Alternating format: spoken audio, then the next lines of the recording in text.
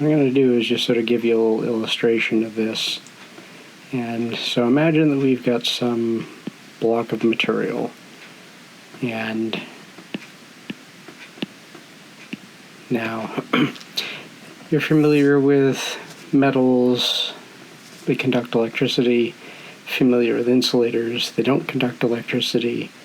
A semiconductor is something that's kind of in between there. In reality, it's much closer to an insulator than it is to a metal, because under normal circumstances, a block of pure semiconductor is actually going to be fairly resistive. So it acts a lot like an insulator. Now, with metals, the conductivity that you see is due to electrons moving around inside. So you have these electrons, and they are basically bouncing around in here, and they don't move very far or very fast, but there's tons of them, so you can then get a substantial current flowing if you apply a voltage. So, if I were to apply an external voltage that we usually just use a little circle like this, and then imagine that I ran wires to the two faces of this here. Then if this was a metal, what would happen is electrons would be coming in through this side. They'd be getting inserted in here, and since I happen to choose a polarity that's the opposite of what I was drawing with the other one, they would generally move in the direction towards the positive side, and then electrons would be coming out of here and going down the wire, and so on and so forth. Now, with a semiconductor, so the metal conducts because it has a lot of what we call free electrons.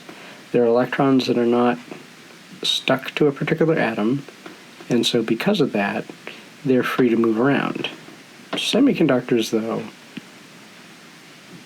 they don't really have any free electrons. And so we need to make those electrons, and there's a few different ways that we can do that. One of the methods is to use light.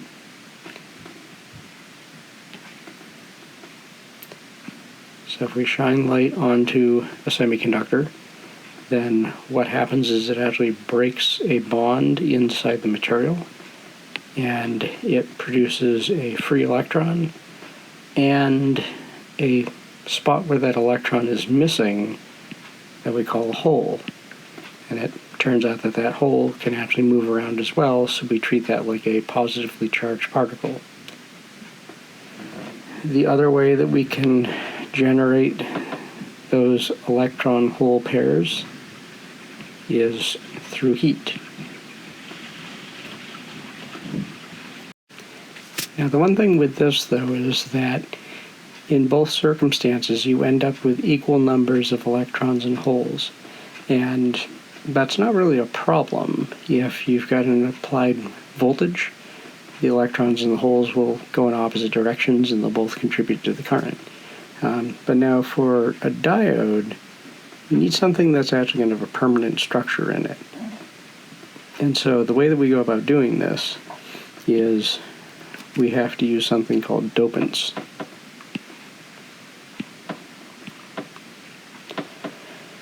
And the dopants work by taking the semiconductor, which is a very pure material, and adding in a little bit of another atom that either has one too many or one too few electrons compared to the atoms around it.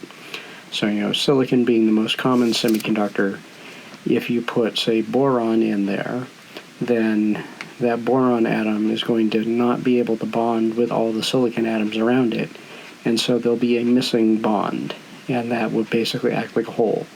If you put a nitrogen atom or a phosphorus atom in there, it'll have one too many electrons, and so that extra electron can't bond, and so it basically would become a free electron. So diodes are also known as PN junctions.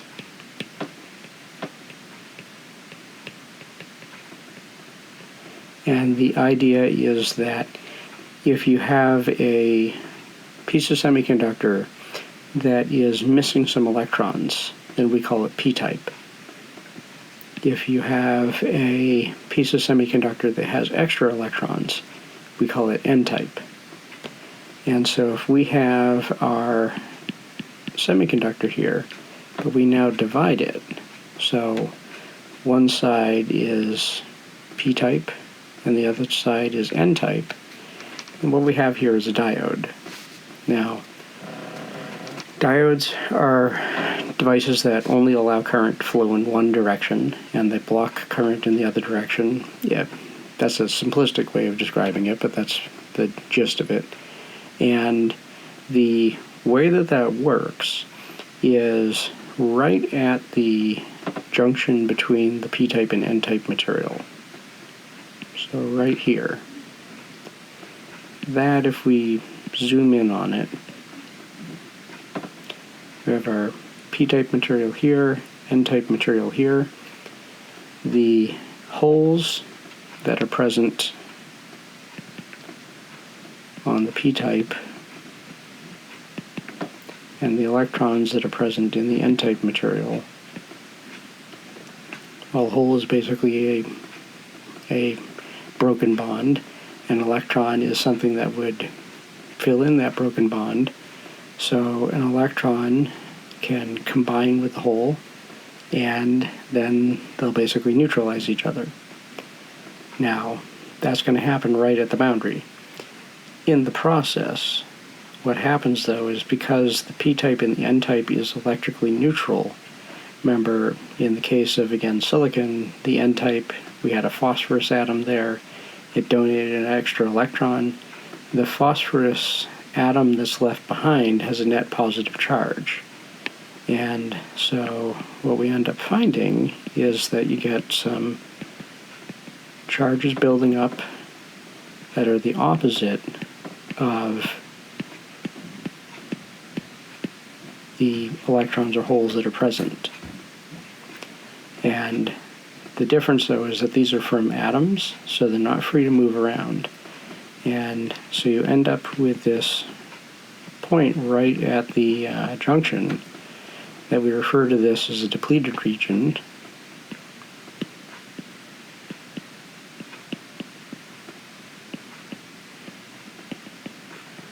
And it has a built-in electric field. And the thing that you might notice about it is that that built-in electric field is actually going to make it difficult for charges to move in one direction versus another. So if I am trying to bias this, so I'm trying to insert electrons on one side, take electrons out on the other side, or I could look at that as inserting holes on the other side, then what's going to happen is this field points in one direction. And so my charges can pass across this field easily in one direction, but not easily in the other direction. Now, if we wanted to think about this, one way that we try to look at this is imagine if I draw a potential, so let's just say, usually use U for this, versus position, then one side is a high potential, and then there's this drop across the depleted region, and then you have this. So we can easily imagine then that, if we have, say, electrons here, they could come down easily, but an electron here is not going to be able to get up easily. And so we can make something that the current's going to be blocked in one direction but allow it to flow in the other direction. Now, the diode behavior manifests itself very easily. It's very easy to see how it manifests if we look at what's referred to as a current voltage curve, an IV curve. So we plot the voltage that has been applied to the device versus the current that's flowing through the device. And we see a very characteristic pattern when it comes to a diode. In the forward bias, it's following a kind of exponential increase. And in the reverse bias, it's also following an exponential, but it's an exponential that is fairly small. It's almost like 1 over an exponential. So, characteristic diode curve looks something like this. And we have certain characteristics that we look at. We have this kind of somewhat vaguely described turn-on voltage.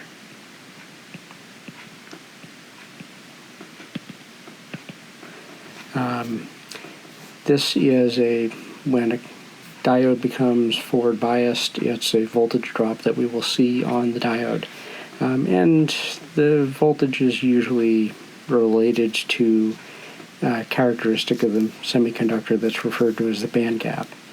So larger band gap materials, you'll tend to see a larger turn-on voltage.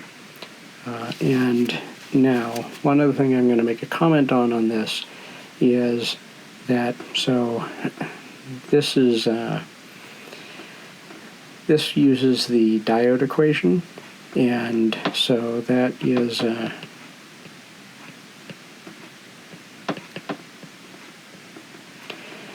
that basically is going to be something that will follow a particular rule here, and the deal with this is that it's going to also have a temperature dependence, and that temperature dependence manifests itself in a couple of different ways. So the diode equation only captures part of that. But generally speaking, if you remember what I had said about the fact that heat can create electron-hole pairs, well, those electron-hole pairs, if they get formed in the area where there is that depleted region, then it actually operates the same way as a solar cell does. That electric field will separate those charges, and so you'll actually get a current flowing from that. So the presence of heat will make the diode actually more conductive. So if I were heating up the diode, I'd expect to see an increase in both directions, more so in the forward bias than in the reverse bias. And then obviously if I cool it down, I'd expect it to go the other way as well. Now so far, this has been actually fairly basic stuff for diodes. Obviously one could just simply say a diode just only allows current in one direction, but what I gave you was the gist of how they function. And that's true for any diode. Your average diode you're going to run into might be a silicon diode. Light-emitting diodes, LEDs, are also going to be this way as well. They're what we refer to as a homojunction. It basically just means that it's made out of the same material on both sides. So a silicon diode would have P-type silicon and N-type silicon. But there's a more advanced class of diodes and other semiconductor devices that are referred to as heterojunctions. And so an example is the type of diode that actually is being made here. And so it turns out that just due to a quirk in the way that this works, this is actually easier to do under sort of a home setting. If I wanted to make a regular PN junction a homojunction, then I would have to take advantage of clean room facilities and be able to do doping and other things to this. The heterojunction gives me an advantage in this because it's two separate materials on either side. So let's just say on one side you have copper oxide, and on the other side you have zinc oxide. And so if the copper oxide is P-type and the zinc oxide is N-type, then you still have the same PN junction present. The only difference is that they're two different materials. Now, it turns out that actually has a whole bunch of fascinating characteristics to it. that are way beyond what I'm going to talk about here. But heterojunction, it's the PN junctions are used, I mentioned, in solar cells. Heterojunction solar cells are solar cells that are made out of two different materials. Under the right circumstances, they can be made more efficient, able to collect more energy from light than a homojunction could. So that's one example. Other cases are some very advanced transistors use heterojunctions as well, where you're exploiting the fact that one material has a certain characteristic that you want, another material has another characteristic, and if you have them together, then what ends up happening is you can sort of borrow some of the properties of one to the other. All right. In our case, it's actually just because of simplicity.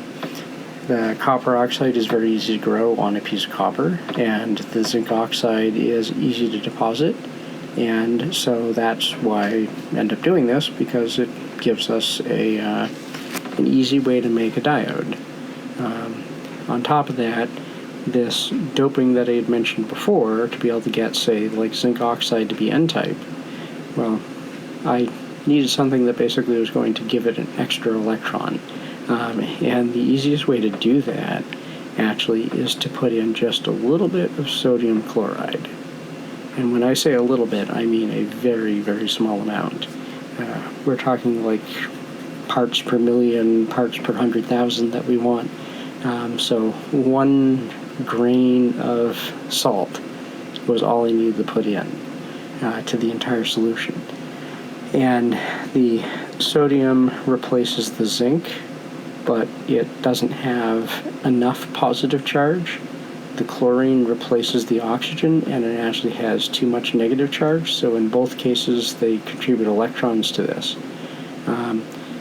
Funny enough, the copper oxide can also get p-type doped by either zinc or sodium. And so the presence of that on top, if it diffuses into the copper oxide, can make it p-type.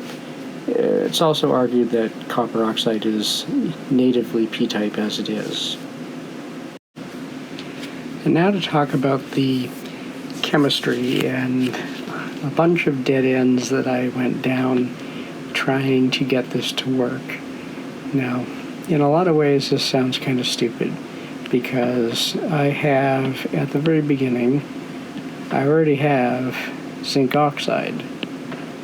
So, alright, why don't I just take that and spread it on the surface and just be done with it?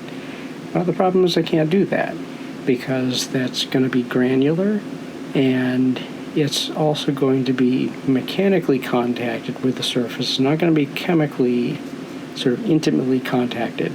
And you're not going to get a PN junction unless you have that. So I had to find a way to dissolve the zinc oxide and then redeposit it. Now that basically meant that I was going to have to make zinc ions and come up with something that I could remove, because zinc oxide is not soluble in water and not really soluble in anything else that I would be able to reasonably use here. So the original thinking that I had was to say, oh, okay, then if I take this and I then add some citric acid,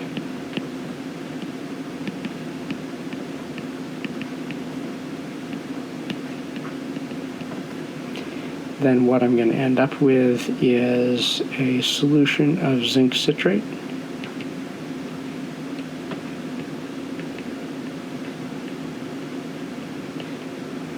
And that will be very soluble. Citrates are nice and soluble. You might be asking yourself, well, why didn't I use something like, a mineral acid like hydrochloric acid? Well, the problem is then I'd end up with zinc chloride, and it wouldn't be clear how easily I'd be able to get rid of the chlorine. The citrate, though, I could just burn off. So that was less of an issue. That seemed like a dead end because I went way overboard on the citric acid and ended up with a very acidic solution that, for one thing, when it dried, I ended up with these puddles that I really couldn't be sure whether it was zinc citrate or it might have been a majority of citric acid. The other thing that I discovered is that etched away the copper oxide. And so needless to say, that wasn't going to be a problem. So I thought, this is not the way to go.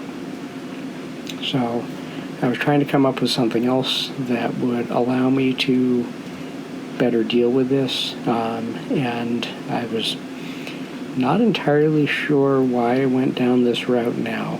But what I tried instead was to use carbonic acid.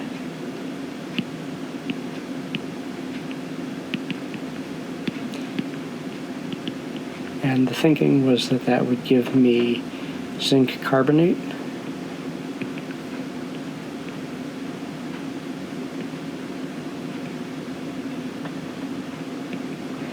And I was thinking that, again, I don't really know why I necessarily looked at the carbonic acid when I knew the citric acid wasn't working right. But it was appealing because of the fact that the zinc carbonate, the carbonate would break down at a lower temperature. To get zinc citrate to completely decompose, you need to be around 400 degrees Celsius. And to do that for the zinc carbonate, you need to be around, say, like 250 degrees Celsius. So that's a pretty significant difference. In fact, the thinking was, hey, 250C is something that I could do in a toaster oven, so that's going to make it nice and easy. And, sketchy at-home diodes are even more fun when you get to use kitchen appliances involved in it, so figured that would be all the better.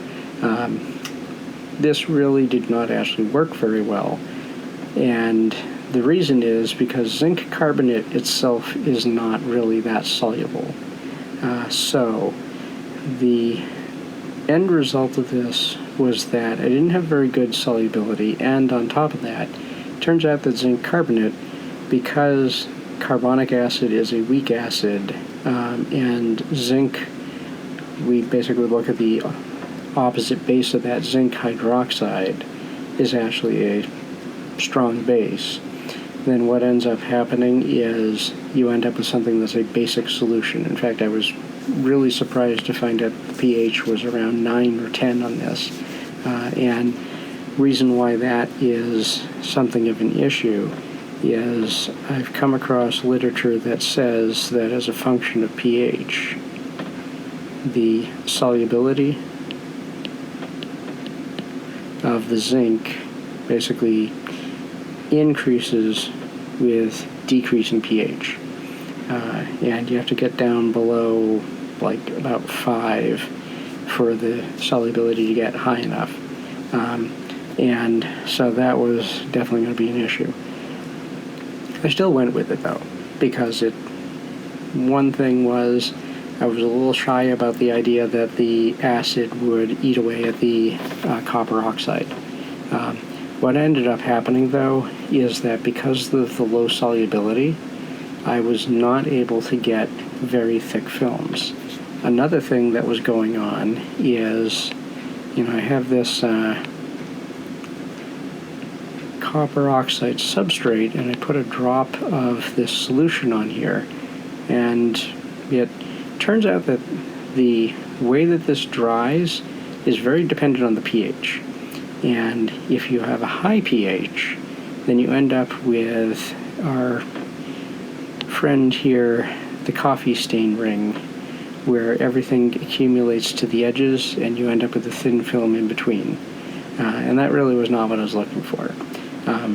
Turns out though at low pH, so an acidic solution, that doesn't happen as much, and you end up with something that's more uniform across the surface. So I tried making a lot of different devices and was having all sorts of difficulties with it. So I ended up finally coming across the best way to do this, which was to go back to the citric acid and use that, put it on a very thick layer of copper oxide. So basically take that copper and just put it into the torch for quite a long time, until it's black. Then deposit the zinc citrate on with, again, a little bit of the sodium chloride dopant, and let that dry up. And then the second part of it is 400C is too hot for me to get to work in a toaster oven, so back into the torch again. And this time basically just burn it all off. What will be left will be the zinc oxide. That ended up being the key, and I can show a video of the device actually functioning.